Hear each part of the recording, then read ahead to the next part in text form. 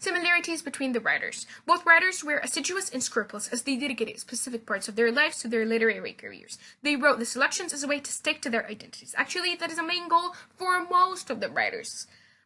Most of the writers want to stick to their careers. They want to have pasts. They want to have something to be proud of.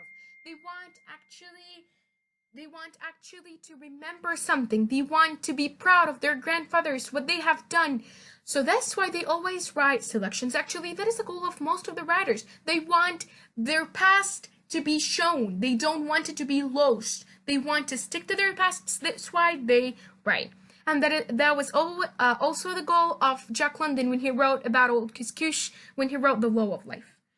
Both writers didn't compromise to the topical sense, as did Edith Wharton when she wrote April Showers. Apparently, they didn't write what people would like them to write. They didn't like what people would adore. They didn't like what people would give them money for. They didn't like what people would actually follow. Instead, they wrote what they wanted, what they desired, and what they willed. They wrote what their minds led them to and what they believed to be helpful and conducive and would express their identities as well as show their character traits. Actually, in April Showers, actually, Edith Wharton expressed this. She said that she didn't try following the topical sense as they did exactly. Both of them didn't use the coherent techniques. As their personal characters are somehow close on the writing side, their story's characters shared some traits as well. Both Miss Emily and Reverend Hooper were known between their townspeople to be audacious and sophisticated. Actually, the word audacious means bold, daring, and obstinate, and stubborn, and doing whatever they would like to do, and not considering except what their minds would lead them to. The most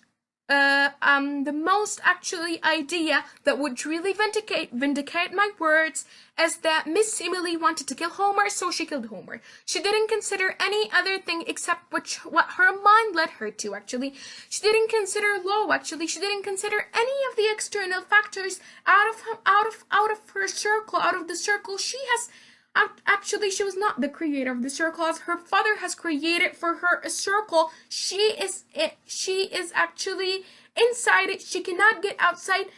And actually, as he died, his ghost was still thwarting and frustrating her. So actually, Miss Emily completed in this circle, in this shell actually, that she was inside, blocked, and not even able to get out.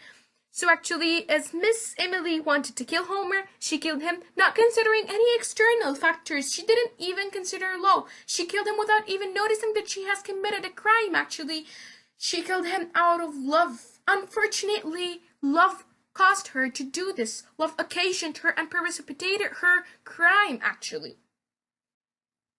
Reverend Hooper actually was audacious as he wanted to wear a veil, so he wore a veil. He didn't consider anything except what his beliefs and what his goals and objectives led him to.